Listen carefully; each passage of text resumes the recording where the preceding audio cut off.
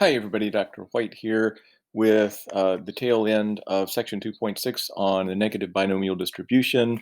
We're just going to show you how you can do computations for that distribution in R, and we'll also explore the distributions in the family a little bit. So, need to go and grab a script. Sorry, got a cough. No, I don't.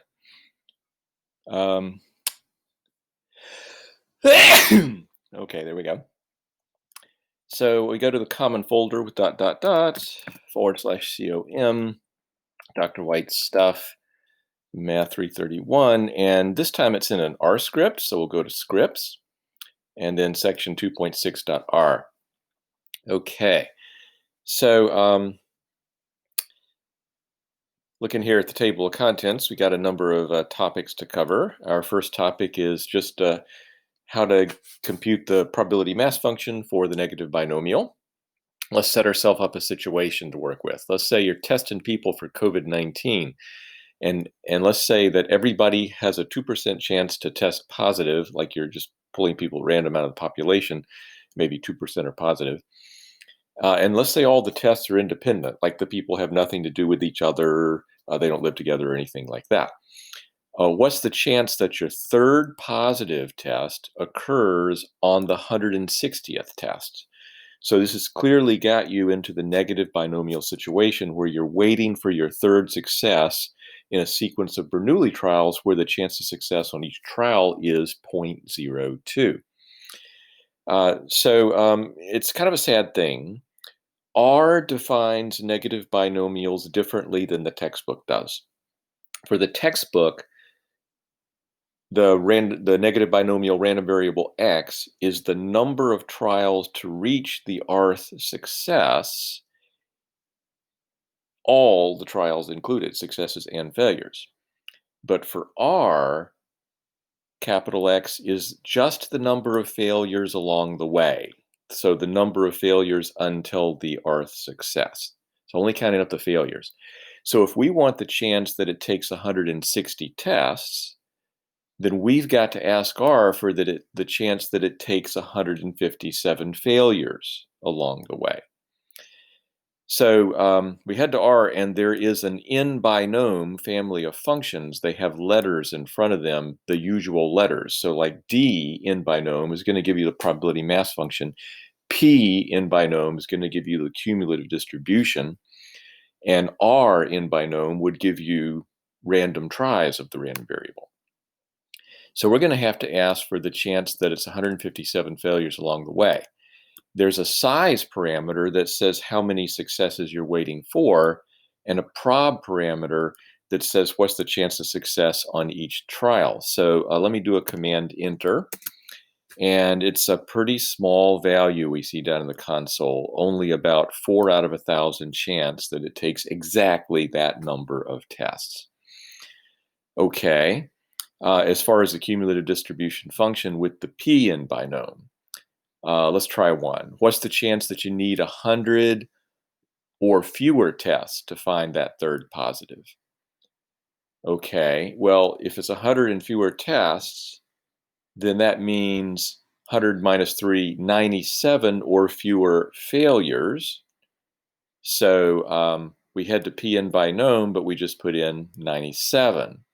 We don't have to name the parameters, we just put them in the right order. So we're saying size is 3 and prob is 0.02. You don't have to name the parameters if you know the order.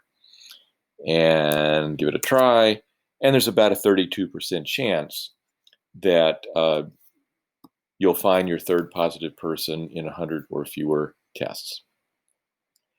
What's the chance you need more than 150 tests to see that third positive?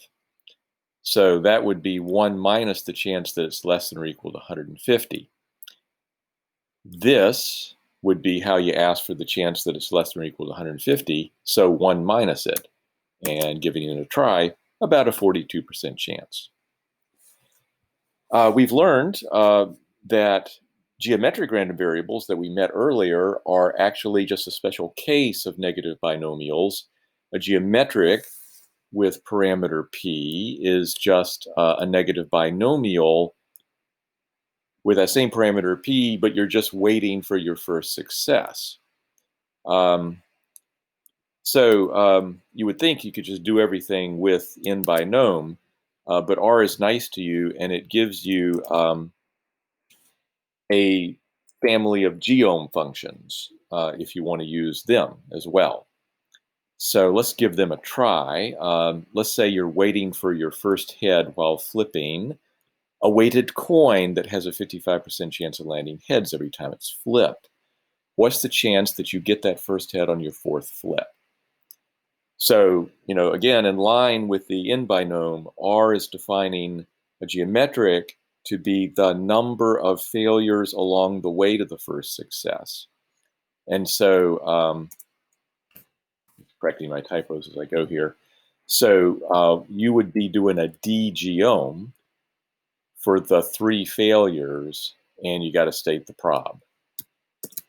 And it comes out, 0.05 roughly.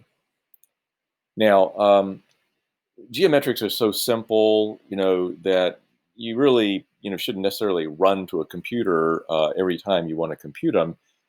Just think from first principles, what you have, what you got when your first success is on the fourth flip is you got failure, failure, failure, success, and there's independence. So multiplication rule, just multiply out the probabilities. You should get the same thing, 5%.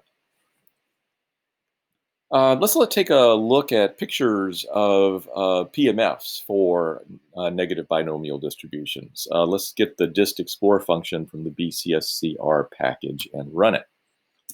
And so up pops a little shiny app. And I'm going to go take my face away now.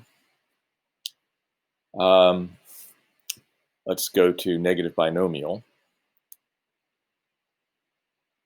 And in this app, the number of successes you're waiting for is called S rather than R.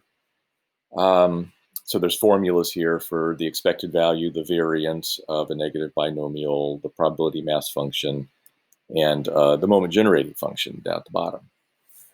So why don't we, let's just wait for, let's give ourselves a 5% chance of success on each trial. And let's just be waiting for one success.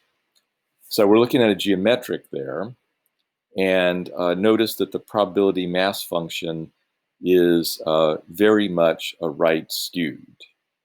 The biggest bar is right over a 1, and you can see it's about looks like around like a 5%. It should be, in fact, it should be exactly a 5% chance of it taking the one trial.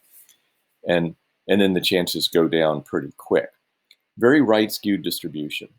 Now, with your focus of your mouse on number of successes, bring it up 1. So now you're waiting for 2 successes. So you're looking at a negative binomial where the R parameter in the textbook is a 2. And, still a pretty right skewed probability mass function. But what we'll do is we'll keep using our right arrow. And since our focus is on that slider, we're going to raise the number of successes by 1 every time we push the right arrow. So now we're waiting for 4 successes. 5, 6, 7, 8, 9, 10, 11, 12, 13, 14, 15, 16. And, we can just go ahead and get impatient and just raise the number of successes maybe up to 100. And, look at the shape that's emerging here. It's remarkable. It's like this almost perfect bell shape, And that's an interesting feature that you'll find for negative binomials. In fact, it could be proved mathematically. You fix any probability of success you like, but if you raise the number of successes you're waiting for, the shape of the PMF will get closer and closer to a bell shape. as you go higher. Um, so it's kind of an interesting thing. It's kind of in line with what was happening with binomials, so go over to binomial, and let me just give myself a little probability of success like 0.04 and start off with just one trial, but then raise the number of trials.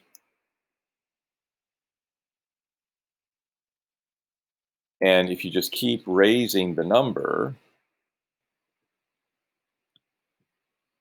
the shape gets more and more like bell-shaped.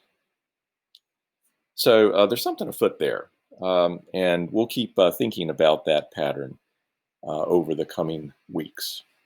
So let's close out the app. And now we're back in our studio, and it's still listening to the app. So you want to push the little red button in the console so that R will now listen to your commands. That's it for the day. I think I'll log out and see you later.